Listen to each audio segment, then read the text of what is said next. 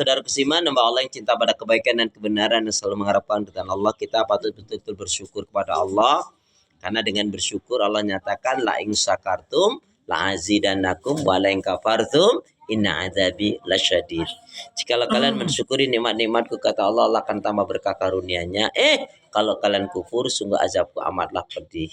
Saya ingin tambahkan saja, kalau syukur kan kita yakin apa yang ada saat ini pada diri kita ini adalah kita yakini betul-betul dari Allah Subhanahu wa taala.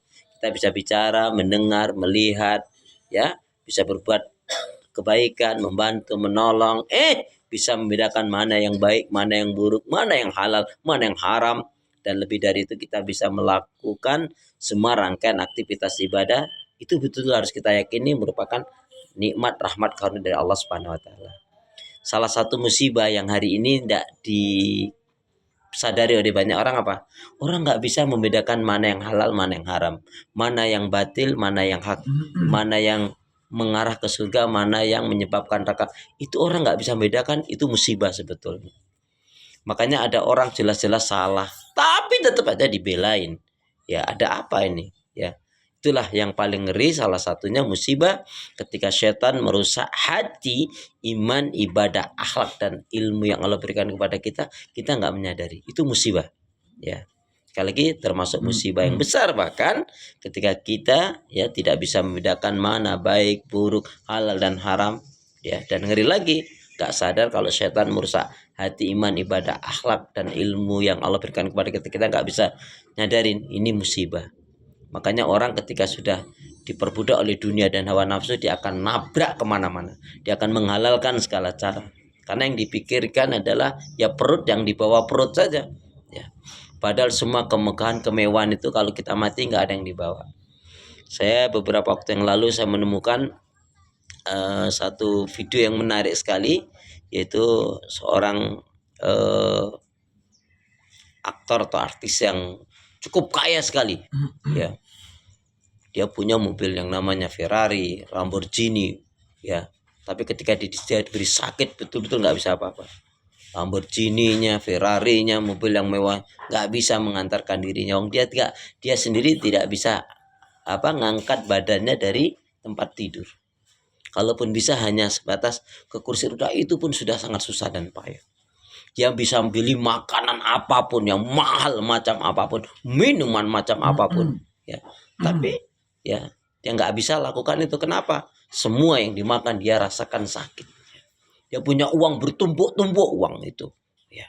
Tapi tidak ada uang itu pun yang bisa menjadikan dia senang, ya.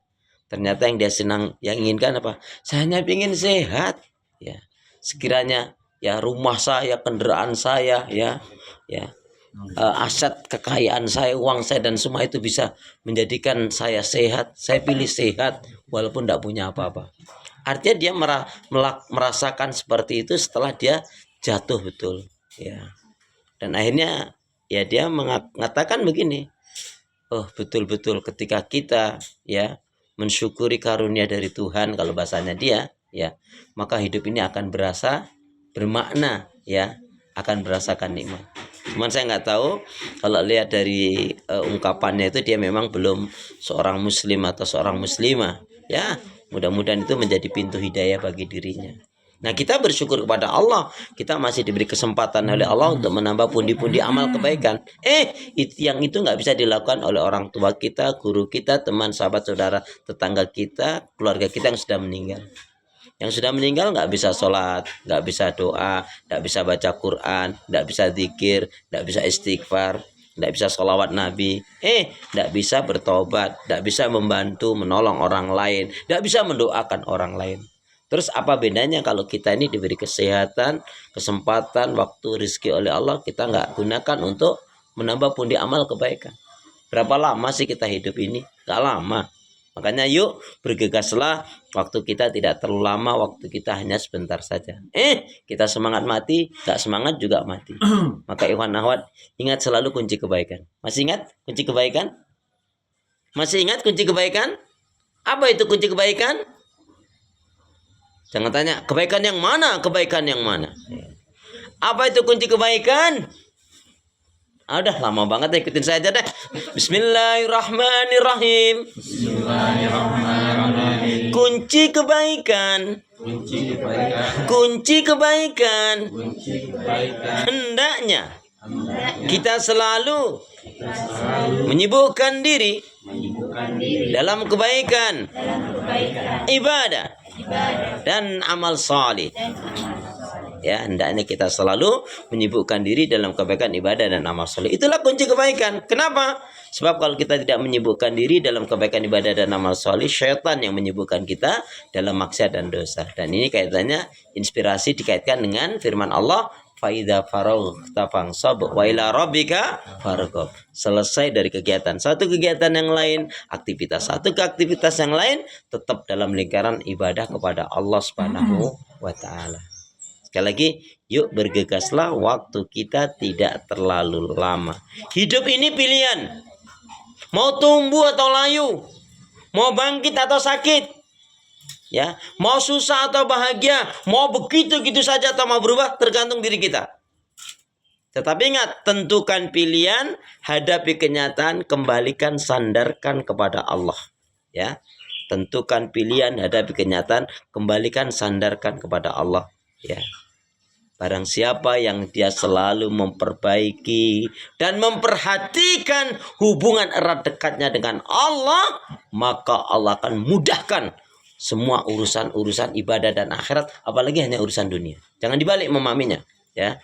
Barang siapa yang dia selalu memperbaiki dan memperhatikan hubungan erat dekatnya dengan Allah, maka Allah akan mudahkan segala masalah urusan ibadah dan akhirat, apalagi masalah dunia.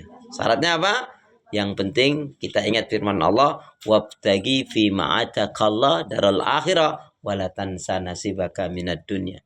Surat Al-Qasas, surat yang ke-28 ayat yang ke-77. Cari, gapai kebahagiaan negeri akhirat, ya. Ingat, kalau sudah bicara dunia, Rabbana atina fid dunya hasanah wa fil akhirati hasanah wa qina adzabannar. Masih ingat hasanah fid dunya apa? Hasanah fid dunya itu apa? Siapa yang masih ingat hasanah fid dunya? Masa lupa rombongan? Halo? Assalamualaikum. Hasanah fid dunya apa? Mau ditulis lagi? Ya Allah, Masya Allah, Astagfirullahaladzim, innalillahi. Jangan sampai saya bilang begitu, ya. Kalau surat tadi, surat 28 ayat 77 tadi kan, carilah gapai kebahagiaan negeri akhirat, ya. Tapi kamu jangan lupa hidup di dunia. Artinya jangan sampai